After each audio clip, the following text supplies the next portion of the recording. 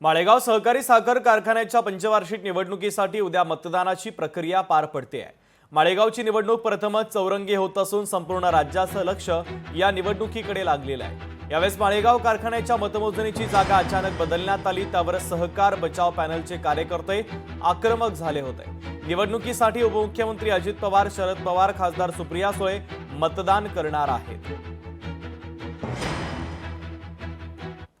माळेगाव साखर कारखान्याचे जे आहेत, साखर कारखान्याच्या बँका ज्या निवडणूक होतच असतात मार्केट कमिटीच्या, पण हे जरा जास्तीच गाजलेली आहेत। त्याचं कारण असं आहे की अजितदादा आहेत तिथे, पवार साहेब आहेत, शरद पवार साहेब, सुप्रिया सुळे आहेत, त्याच्यामुळे त्याला थोडंसं जास्ती रंगत भरलेली आहे।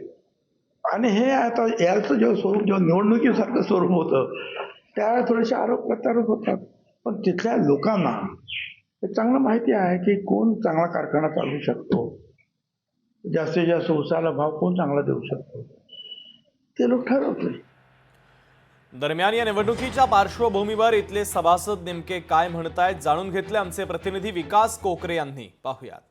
माळेगाव सहकारी साखर कारखान्याच्या पंचवार्षिक निवडणुकीसाठी उद्या मतदान प्रक्रिया पार पडत आहे आणि उद्या या वेळेला मतदान प्रक्रिया सुरू असेल।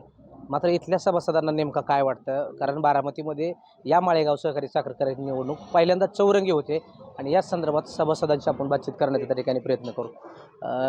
माळेगाव कारखान्याची निवडणूक आता चर्चेची ठरली आहे, चौरंगी लढत होती, कसं बघता या सगळ्या लढतीकडं? आता चौरंगी लढत आहे, पण खरी लढत अण्णा आणि अजितदादा यांच्यात आहे, तर बऱ्यापैकी अण्णाचाच कौल लागण्याची शक्यता आहे। अजित पवार म्हणतात मी माळेगावसाठी 350 कोटी दिले, आता अजून 500 कोटी देणार आहे, माझा पॅनल निवडून आला तर काय ह्या सगळ्या गोष्टीमध्ये कुठंतरी सभासदांना प्रलोभन दाखवण्याचे काम केले जातात की ही जी मोठं मृगजळ आहे ना, ही मृगजळच आहे। 300 कोटी देतो, 500 कोटी देतो। चौरंगी निवडणूक होत असली तरी बारामतीकरांचं एक सेट आहे की लोकसभेला पवारसाहेब, विधानसभेला दादा आणि कारखान्याला अण्णा काका। आणि आम्ही अण्णांतर्फे एकच सांगतोय की हा आपल्या प्रपंचाचा प्रश्न आहे, आमदारकी हा विषय वेगळा आहे, तर आपल्याला आम्ही फक्त जास्तीत जास्त भाऊ शेप अण्णाच देऊ शकतात आणि ते त्यांनी साध्य केलेलं आहे। तुम्हाला काय वाटतं, कुणाचा पॅनल निवडून? अण्णा काका का? अण्णा काकांचा पॅनल निवडून?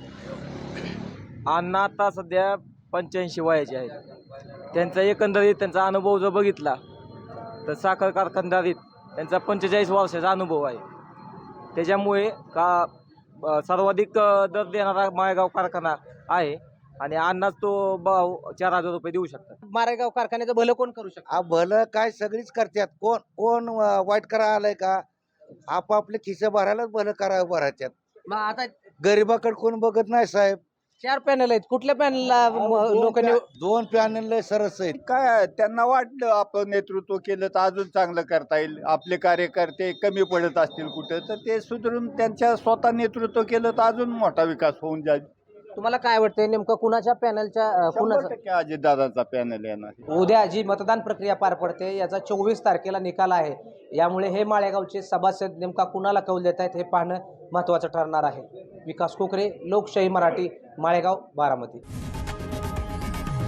लोकशाही मराठी, ऐका, पहा, जागरूक रहा।